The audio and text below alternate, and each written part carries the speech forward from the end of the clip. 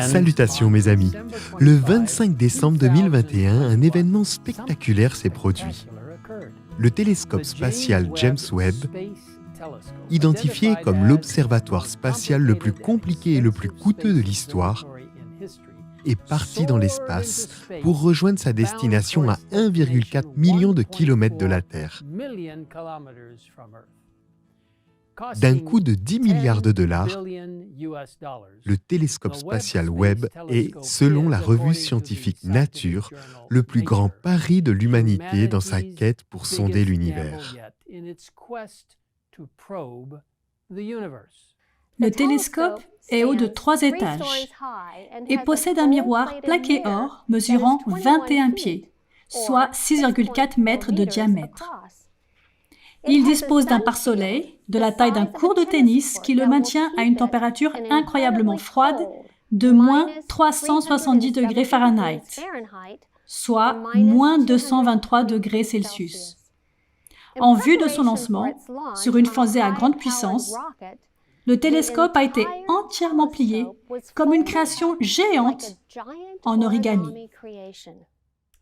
Au cours de son voyage de 15 millions de kilomètres et de 29 jours jusqu'à son point de destination, cette merveille des temps modernes a été conçue pour se déplier pièce par pièce jusqu'à ce qu'elle soit entièrement dépliée en une vaste structure en nid d'abeilles. Selon Günther Hasinger, directeur scientifique de l'Agence spatiale européenne, le processus de déploiement est semblable à celui d'un papillon sortant de sa chrysalide.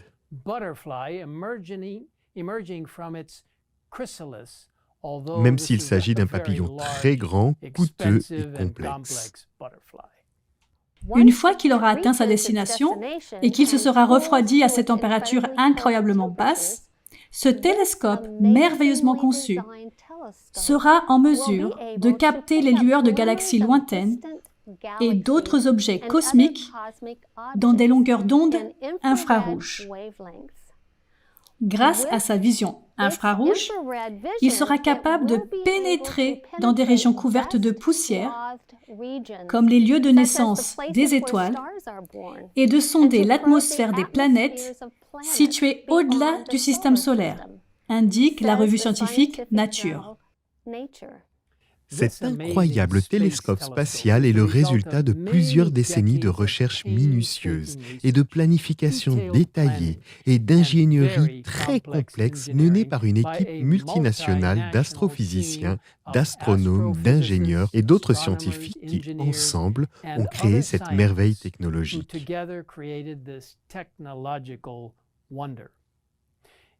Il est conçu pour accomplir ce qu'aucun autre télescope spatial n'a été capable de faire. Pénétrer profondément dans le cosmos et voir la lumière de ce que les scientifiques pensent avoir été les premières galaxies à se former, après ce qu'ils appellent le Big Bang.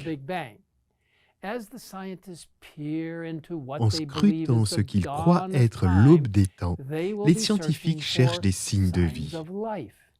C'est le début de l'une des missions les plus étonnantes que l'humanité ait conçues, a déclaré Thomas Zurbuchen, responsable scientifique de la NASA, lors d'une retransmission sur Internet depuis le site de lancement.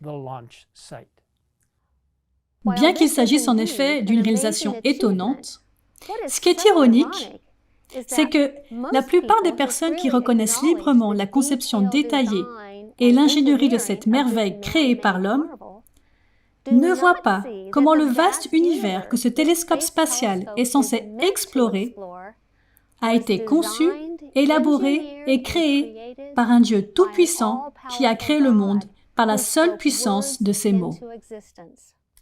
Dans le psaume 19, versets 2 à 4, nous lisons: Le ciel raconte la gloire de Dieu et l'étendue révèle l'œuvre de ses mains. Le jour en instruit un autre jour, la nuit en donne connaissance à une autre nuit. Ce n'est pas un langage, ce ne sont pas des paroles, on n'entend pas leur son. Et dans Hébreux 11, verset 3, on nous rappelle, « Par la foi, nous comprenons que l'univers a été formé par la parole de Dieu, de sorte que le monde visible n'a pas été fait à partir de choses visibles. » Vous voyez, mes amis, notre existence, l'existence de ce monde dans l'univers entier vient de la puissance de notre Dieu créateur.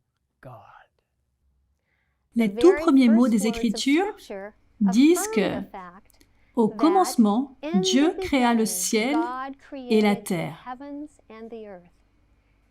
Si nous ne croyons pas le début de la parole de Dieu, sur quelle base pourrions-nous croire tout ce qui est écrit dans ces pages sacrées?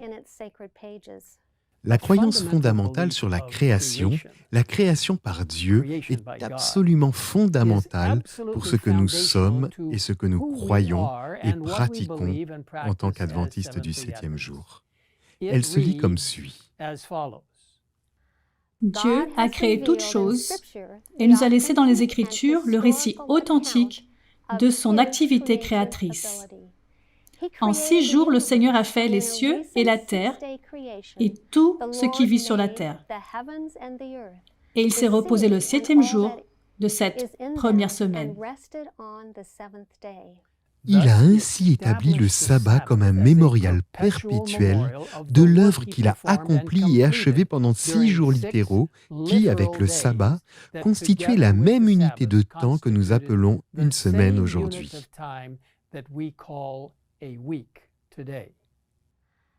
Le premier couple, homme et femme, fut créé à l'image de Dieu, comme le couronnement de la création. Il reçut le pouvoir de dominer le monde et fut chargé d'en prendre soin.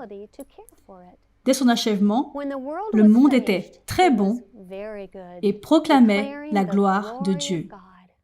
Mes amis, le thème de Dieu en tant que créateur se retrouve dans toutes les pages des Écritures. Si vous souhaitez lire certaines de ces pages bibliques, ainsi que d'autres documents utiles confirmant la création, je vous invite à visiter le site adventist.org/creation.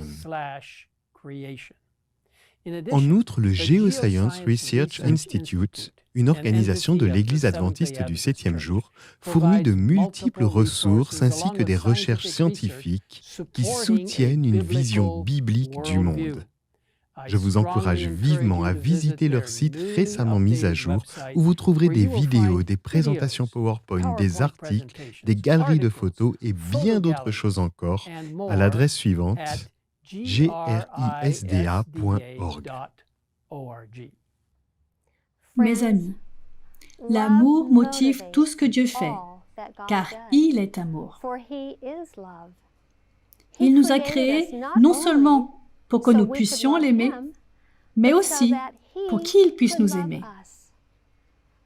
Comme il est rassurant de savoir que nous n'avons pas évolué à partir d'une sorte de boue marine, mais que nous avons été créés par la main d'un Dieu aimant. Dans le merveilleux livre « Le ministère de la guérison », nous lisons « On ne peut expliquer la création par la science. Quelle science, en effet, pourrait sonder le mystère de la vie? Pour créer la terre, Dieu n'emprunta pas une matière préexistante. Il dit, et la chose arrive. Il ordonne, et elle existe. Psaume 33, verset 9. Tout, que ce soit dans le domaine matériel ou spirituel, parut à la voix de l'Éternel et fut créé d'après ses desseins. Les cieux et toute leur armée, la terre et tout ce qu'elle renferme, vinrent à l'existence par le souffle de sa bouche. L'action d'un Dieu personnel se manifesta à la création de l'homme. Nous lisons ensuite. Lorsque le Seigneur eut fait celui-ci à son image, la forme de son corps était parfaite, mais il manquait la vie. C'est alors qu'un Dieu personnel, existant par lui-même, souffla dans ses narines un souffle de vie, et l'homme devint un être vivant et intelligent. Les organes du corps humain furent mis en mouvement. Le cœur, les artères, les veines, la langue, les mains, les pieds, les sens, les facultés de l'esprit, tout s'anima et fut soumis à des lois. L'homme devint une âme vivante. C'est un Dieu personnel qui, par le Christ, la parole, créa l'homme et le revêtit d'intelligence et de force. Quelle pensée profonde que de savoir que nous avons été créés par un Dieu personnel, qui existe par lui-même, qui nous aime et nous a dotés d'intelligence et de force. Dans la prochaine vidéo, nous examinerons de plus près pourquoi la compréhension de la création est si importante et en quoi elle est fondamentale pour nos vies aujourd'hui. Mais en attendant, sachez que celui qui a créé le vaste univers est le même Dieu qui vous a créé, vous aime et prend soin de vous. Prenons un moment pour le remercier.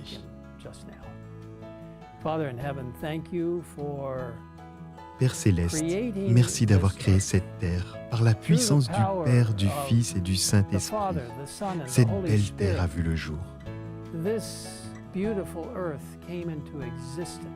Nous te remercions pour le privilège de vivre ici, sachant qu'un jour prochain, tu referas complètement cette terre, à nouveau dans une forme parfaite. Merci de nous écouter dans cette prière et merci de nous donner la vie éternelle grâce à ce que Jésus a fait. Nous te le demandons au nom du Christ. Amen. In Christ's name we ask it. Amen.